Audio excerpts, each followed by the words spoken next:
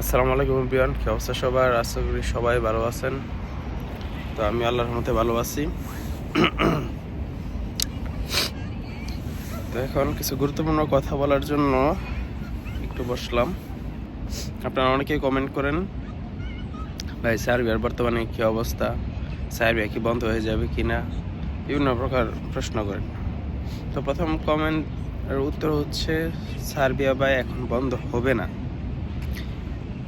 এখন কোন পর্যন্ত বন্ধ হবে এটা যদি আপনাকে বলি, সামনে হচ্ছে ডিসেম্বর মাস। তো যেহেতু এসব খ্রিস্টান কান্ট্রি, ডিসেম্বর মাসে বিভিন্ন প্রকার উৎসব থাকে, সেই হিসাবে এম্বাসি 1 মাসের মতো বন্ধ থাকে। তাও ডিসেম্বরের 15 তারিখ থেকে জানুয়ারি 10 তারিখ পর্যন্ত সর্বোচ্চ।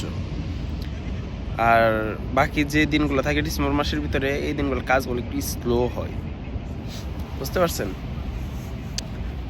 আর সার্বিয়া সরকার নতুন ঘোষণা করছে, মানে যতজন লোক লাগে, মানে বাংলাদেশ থেকে তারা লোক আনবে, বাংলাদেশ থেকে লোক আনা বন্ধ করবে না।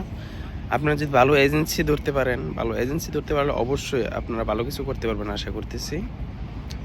তো বই জমা দেওয়ার সময় ভালো দেখে শুনে বুঝে বই জমা দিবেন, ভালো এজেন্সি। আর একটা কথা হচ্ছে, এখানে আইসা আপনারা কেউ পালাবেন না, দয়া করে কেউ পালাবেন না।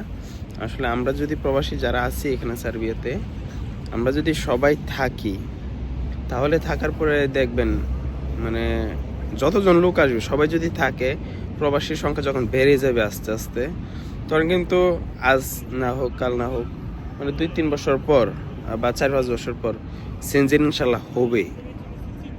তো আপনারা ঘাবড়েন না, আসবেন। এখানে মোটামুটি ভাই স্যালারি ভালো, আসলে কাজ যদি করতে পারে মোটামুটি স্যালারি ভালো। ফ্যাক্টরিতে যারা কাজ করে তাদের মিনিমাম বেতন হচ্ছে 80,000 দিনার মিনিমাম। আর আমরা যারা হোটেলে কাজ করি, হোটেলের বেতন একদম মিনিমাম বেতন আছে হচ্ছে আপনার 60,000 টাকা মিনিমাম বেতন। তো এখানে আপনার ঘাবড়ানোর কিছু নেই, আসেন, এসে থাকেন।